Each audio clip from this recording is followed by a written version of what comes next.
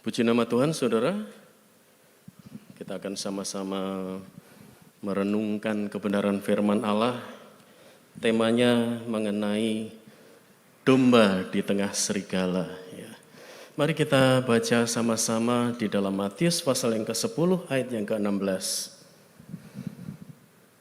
Ya, nanti LCD tetap tayangkan saja PowerPoint-nya ya.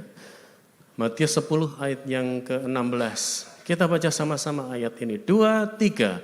Lihat, aku mengutus kamu seperti domba ke tengah-tengah serigala. Sebab itu hendaklah kamu cerdik seperti ular dan tulus seperti merpati. Ya. Saudara, di dalam Matius 10 ayat yang ke-16 bagian A itu saya kasih warna. Lihat, yang pertama, aku mengutus. Kemudian warna kuning seperti domba, warna biru di tengah-tengah serigala. Ya. Kita ambil dulu kata aku mengutus. Di sini menunjukkan identitas Yesus sebagai gembala agung.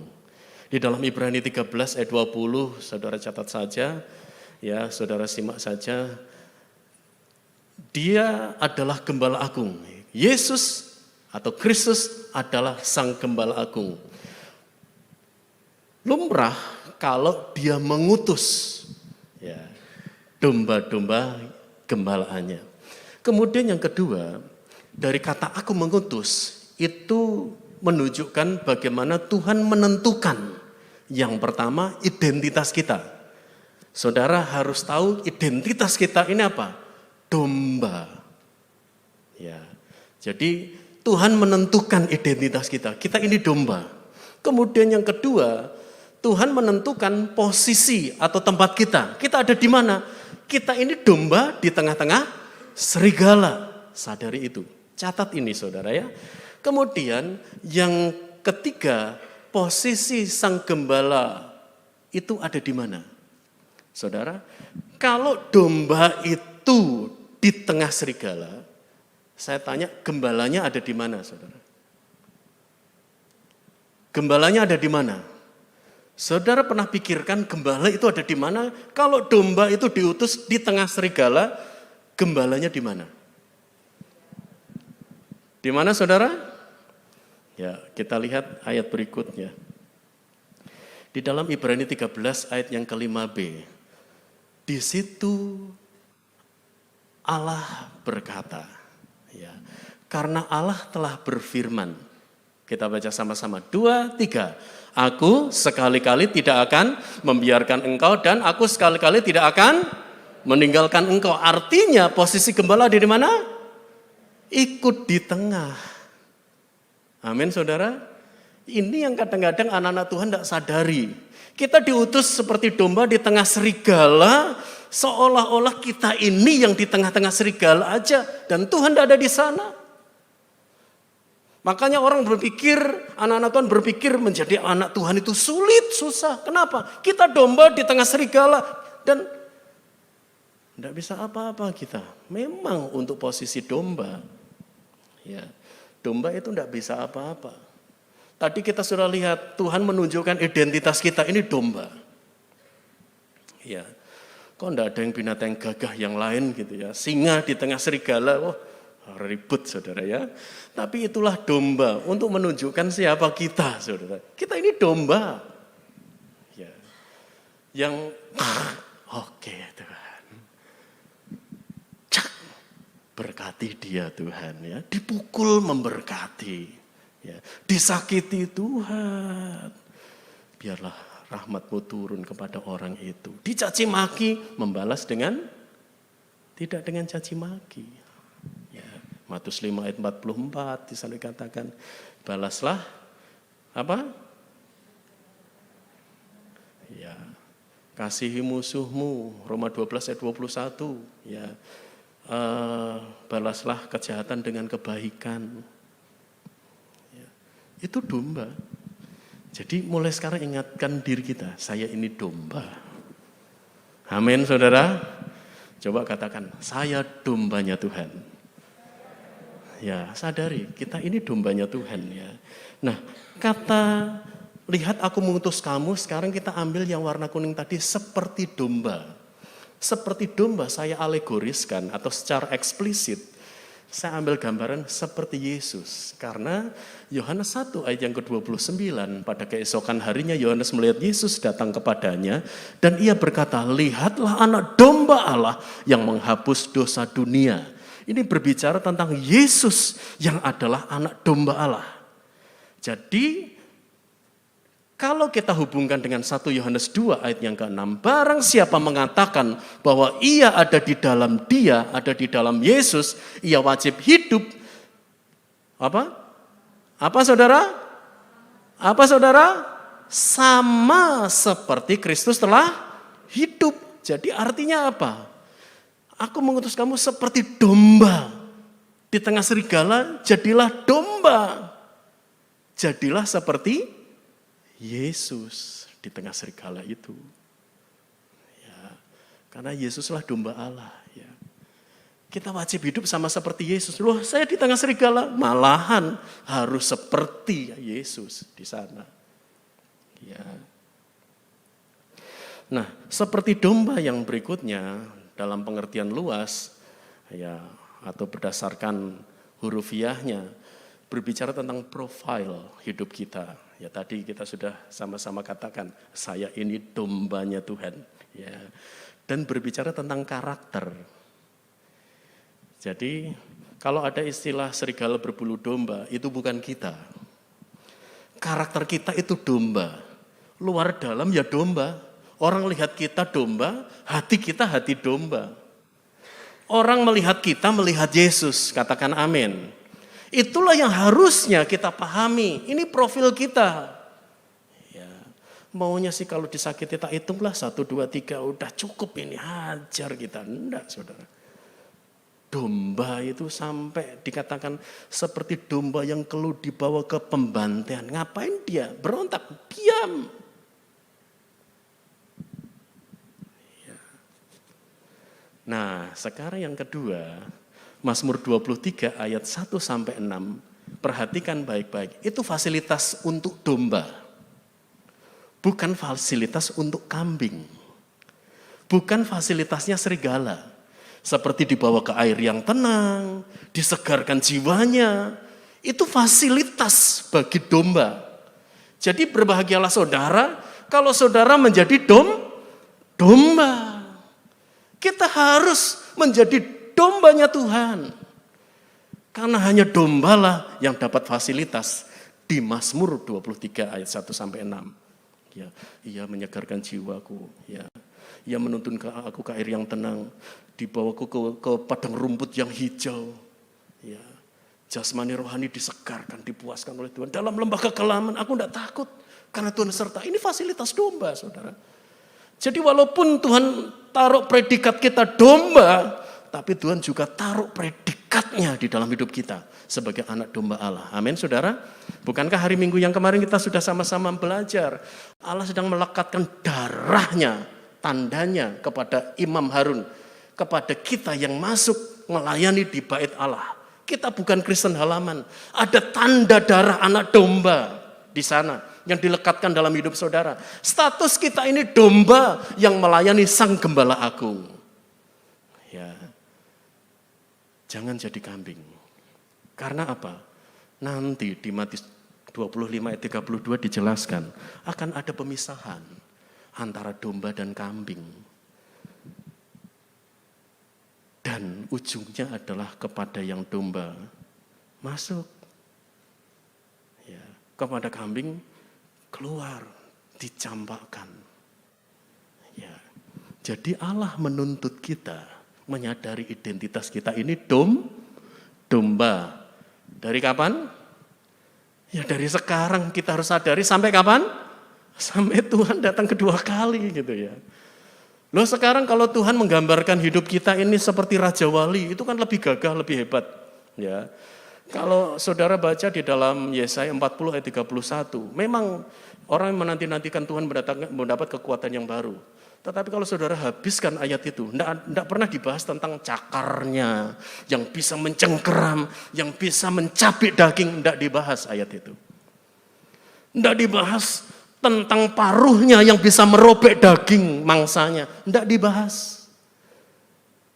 Walaupun digambarkan seperti burung Raja Wali, yang dibahas apanya? Di tengah badai, dia tetap mengembangkan sayapnya, dia mengebakkan sayapnya naik terus tinggi. Bicara tentang apa? Kekuatan. Tidak berbicara tentang kehebatan dirinya pribadi, tetapi kekuatan di tengah badai. Jadi istimewa hidup kita, saudara. Ya. Nah, sekarang kita lihat kalau ayat itu dikatakan seperti domba di tengah serigala dan hendaklah kamu cerdik seperti ular. Ular itu konotasinya negatif. Setan dilambangkan dengan ular gitu ya. Tapi ayat ini tidak berbicara tentang setan itu sendiri ya. Tapi saya ingin kita pahami konteks ayat ini fokusnya pada kata cerdik. Jadi tidak usah pusing ular. Kalau saudara mau cari tahu, kok kenapa Tuhan bilang cerdik seperti ular, cari aja di Google. Ular itu secerdik apa? Ya.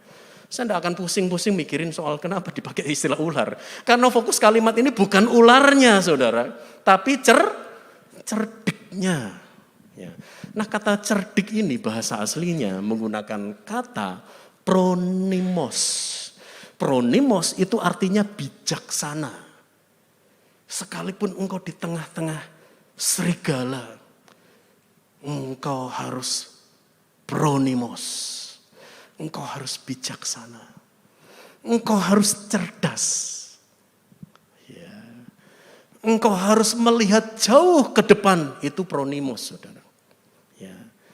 Jadi arti secara luas adalah kata cerdik itu kemampuan untuk membaca situasi dan bereaksi sesuai dengan kebijaksanaan. Ya, dengan cara pandang jauh ke depan. Ya, mikir panjang.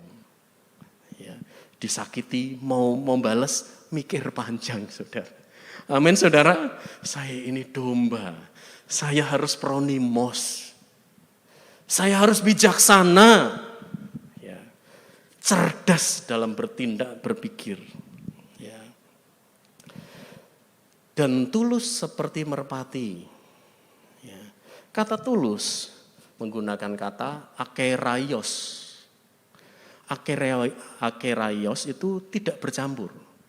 Walaupun di tengah serigala, domba tidak menjadi domba berbulu serigala atau serigala berbulu domba. Dia tidak tercampur. Ya. Roma 12 ayat yang kedua, janganlah kamu serupa dengan dunia ini. Walaupun kita berada di sekeliling kita itu ada serigala, tapi Tuhan menjadikan kita domba yang tidak tercampur. Ya, hati-hati untuk anak-anak muda. Kalian itu domba. Jangan gara-gara pacar, teman hidup, jadi tercampur. Identitasnya jadi tidak jelas. Salomo semula tidak tercampur. Tetapi begitu dia mulai melanggar hukum raja. Hukum Tuhan tentang hukum raja. Semua 5 hukum itu dilanggar oleh Salomo. Ya.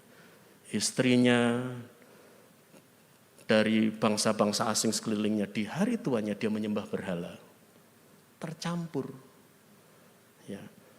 Ketulusan berbicara tentang, atau akeraios itu berbicara tentang murni.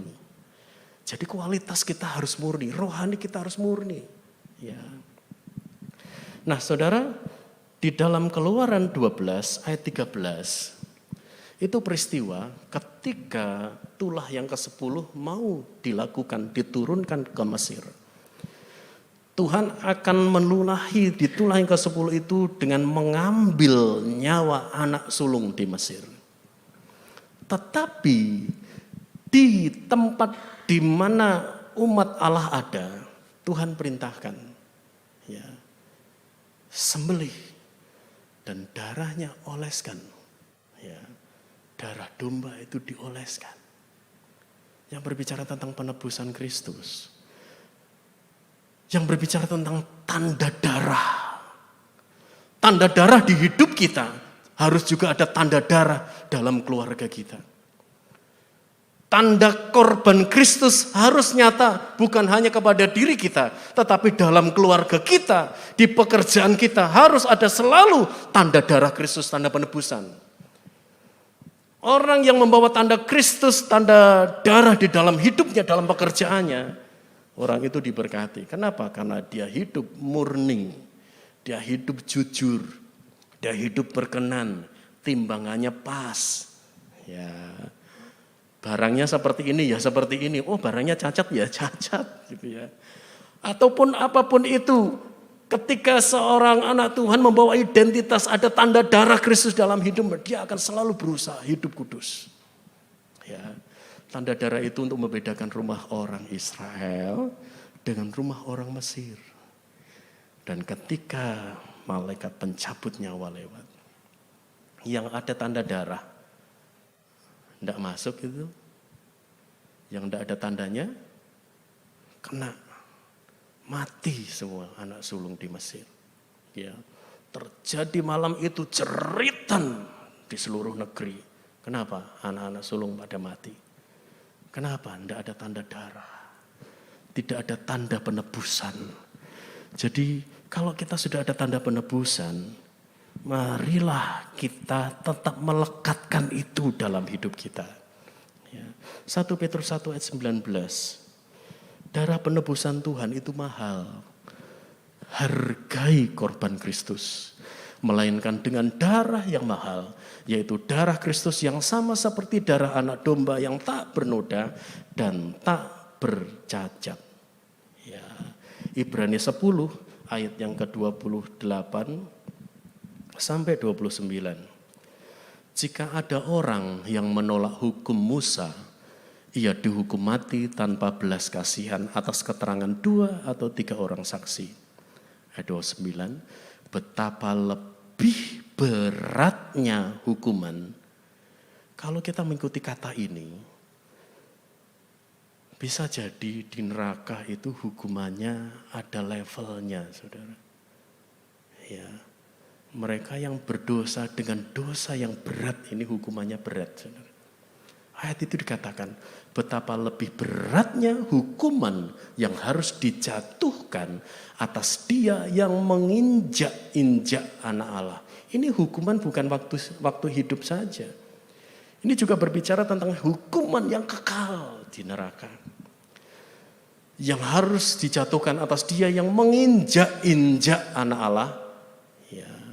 Yang menganggap najis darah perjanjian yang menguduskannya, hati-hati. Jangan tinggalkan iman kita kepada Kristus. Jangan murtad. Jangan menganggap najis, meremehkan darah penebusan yang Tuhan sudah kerjakan dalam hidup kita. Apapun tantangannya. Sadra, Mesah, Abednego, Hananya, Misael, Azaria. Itu nyawa. Tapi mereka berkata, saya punya Allah yang hidup. Dia sanggup menolong kami.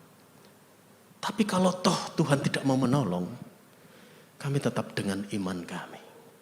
Kalau memang Tuhan izinkan kami harus mati di dapur api itu, kami tetap mempertahankan iman kami. Mereka mempertahankan darah penebusan. Ya.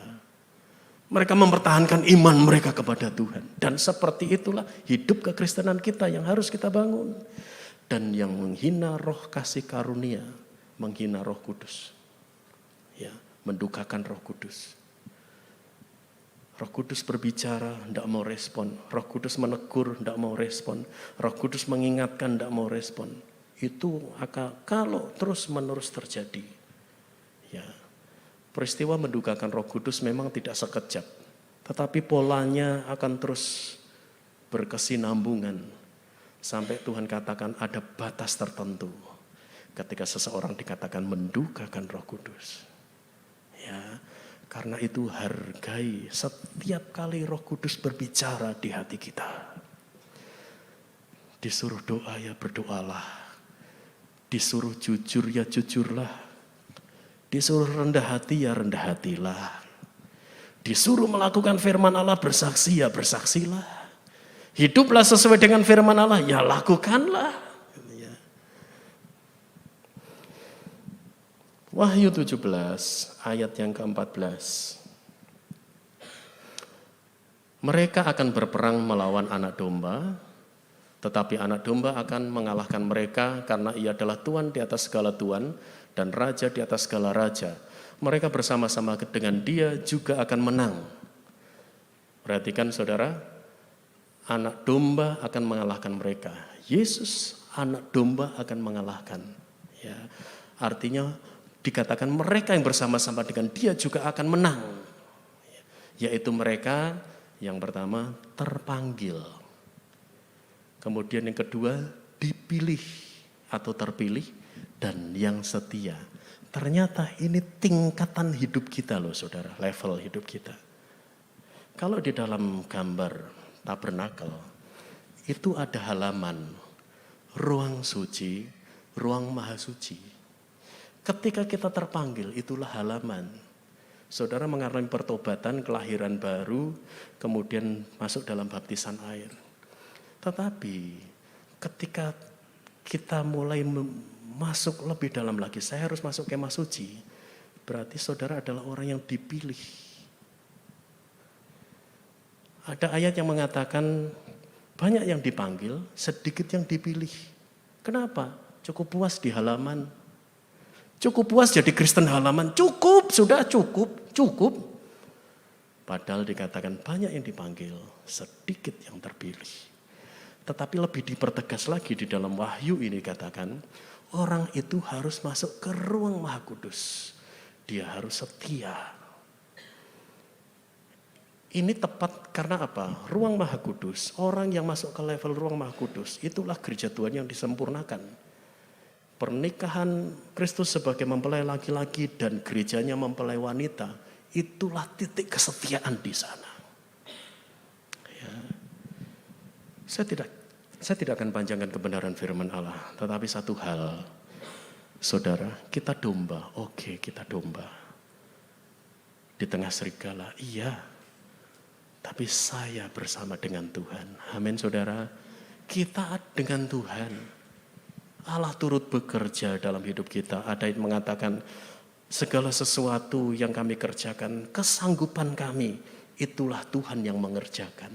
Ketidaksanggupan kami, Tuhan yang ambil alih. Jadi apapun yang saudara bisa kerjakan, kerjakan sekuat tenaga. Yang kita tidak mampu kerjakan, itu bagiannya Tuhan.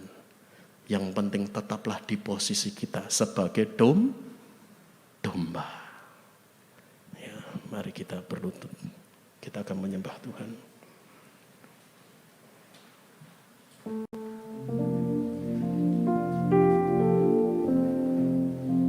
Harapanku di dalam hanya Kau Yesus kuatku, ku percaya kita aman di dalam.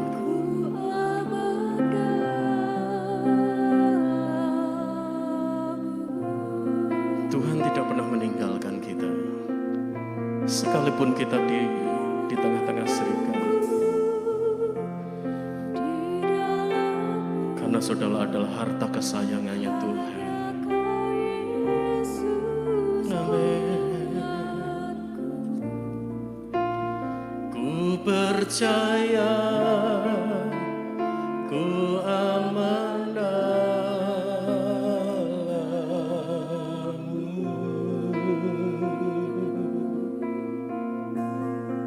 Kasih-Mu Tuhan, kasih-Mu, karya-Mu, amin. Nyata dalamku,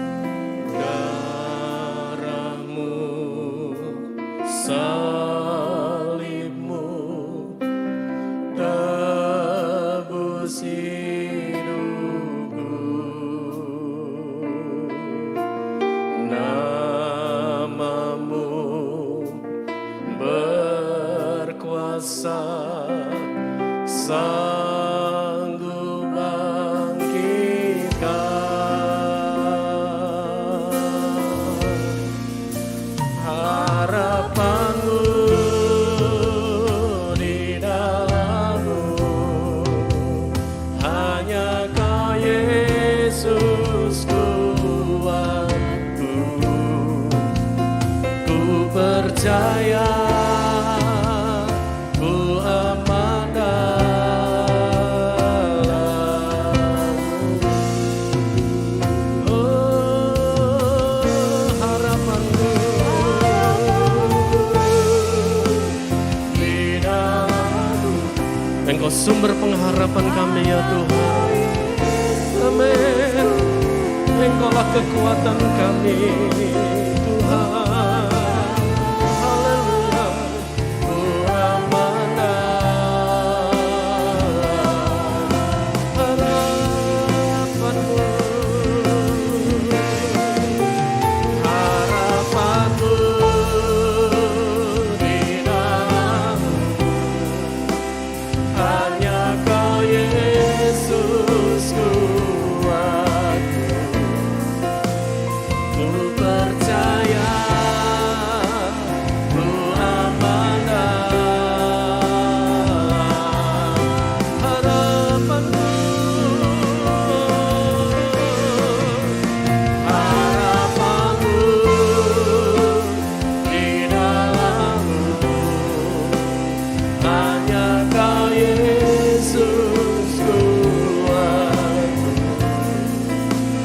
Ku percaya, ku aman dalam-Mu.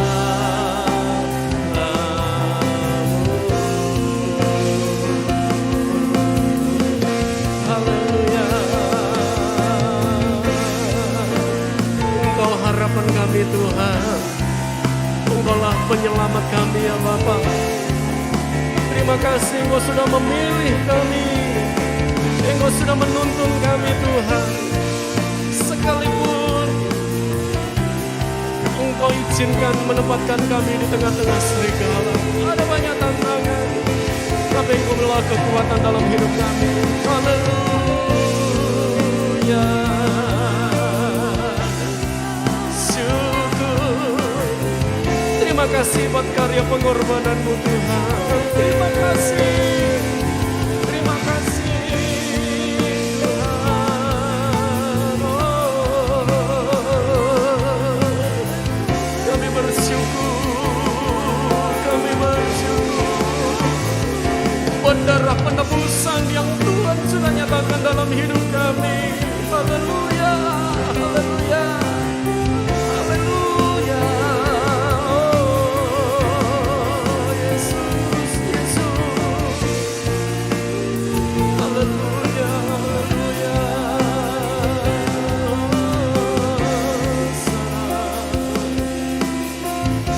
Terima kasih Tuhan. Mari angkat penyembahan di hadapan Tuhan. Izinkan Roh Kudus berkarya malam hari ini. Izinkan karya penebusan Kristus membawa hidup kita semakin sempurna di hadapannya. Melawat hidup kita, menjamah hidup kita, semakin memperjelas tanda-tanda darah Kristus di dalam hidup kita. Oh, rabatapasi kita,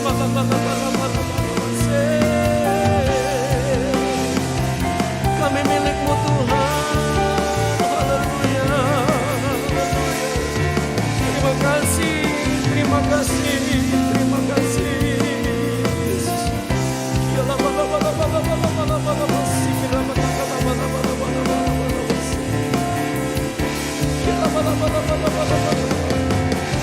Engkau Tuhan kami milik-Mu Tuhan, kami milik-Mu, kami milik-Mu Tuhan.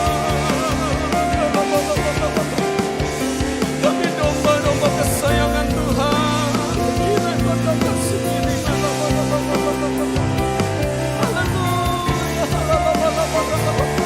Terima kasih, terima kasih Tuhan, terima kasih. Haleluya, haleluya. Terima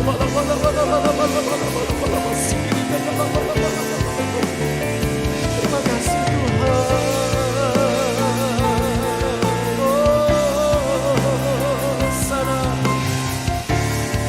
Hosana, hosana, hosana.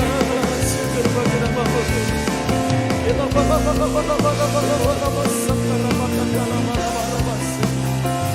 Terima kasih. naikkan syukur di hadapan Tuhan. Naikkan syukur karena hidup saudara sudah ditebus oleh Tuhan. Saudara sudah ditebus oleh Tuhan. Saudara milik Tuhan, bersyukurlah. Haleluya, haleluya, haleluya, haleluya.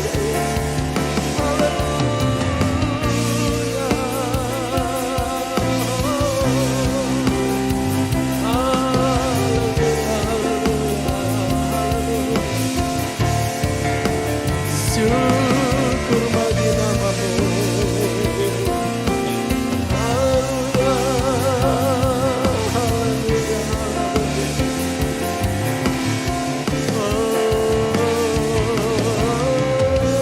sana. Haleluya, haleluya, haleluya, haleluya, haleluya, haleluya, haleluya. Terima kasih Tuhan. Terima kasih Yesus. Terima kasih Yesus. Engkau yang mengisi hidup kami. Terima kasih Tuhan. Terima kasih Tuhan.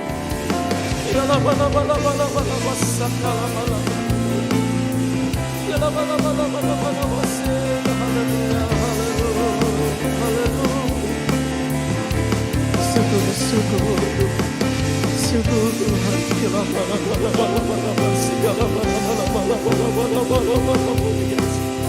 Terima kasih Tuhan, terima kasih Tuhan, terima kasih Tuhan, terima kasih Tuhan. Haleluya, haleluya Yesus. Terima kasih Tuhan. Terima kasih Tuhan, terima kasih.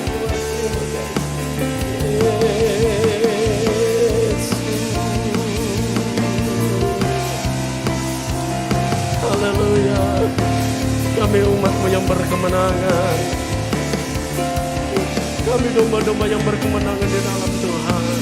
Haleluya. Haleluya. Haleluya. Haleluya. Haleluya. Yesus.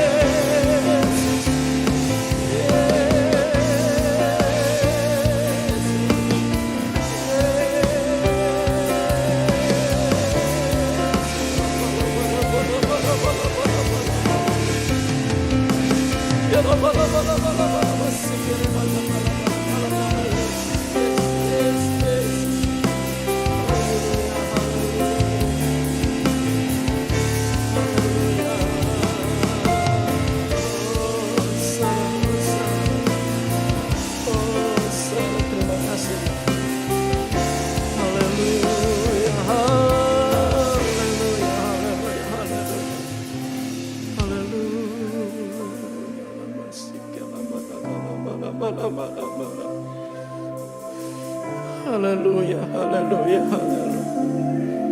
Anak Tuhan yang memiliki tanda darah tidak akan khawatir soal hidupnya. Anak Tuhan yang ada tanda darah akan dipelihara oleh Tuhan. Tuhan tidak meninggalkan hidupnya. Yesus, haleluya, haleluya. Kira malam wasa kata-kata masa. Yesus, haleluya. Amin, haleluya, haleluya, haleluya, haleluya. Haleluya, haleluya, haleluya, haleluya, haleluya, Yesus. Ora bala bala kasikira bala. Ora bala kasikira bala bala bala. Yesus, terima kasih Tuhan. Terima kasih. Kami mau bersyukur selalu. Ku bersyukur Bapa. Ku bersyukur Tuhan buat kasih setiamu di dalam hidupku. Ku bersyukur,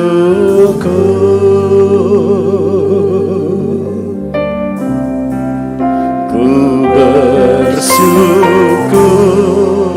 Bapa, ku bersyukur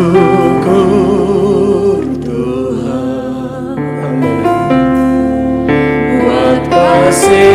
setiamu di dalam hidupku.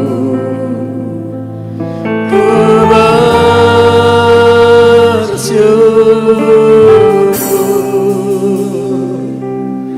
Tuhan. Walaupun sekarang saudara sedang ada pergumulan, pujian ini mengajak kita, ayo bersyukur. Walaupun saudara sedang mengalami masalah, pujian ini mengajak kita, ayo bersyukur. Walau keadaan saat ini sedang tidak baik, bersyukurlah kepada Tuhan. Karena Dia Allah yang penuh dengan kasih setia dalam hidup kita. Saja kita sama-sama duduk tetap dalam penyembahan, kita angkat pujian ini. Dan selanjutnya saya serahkan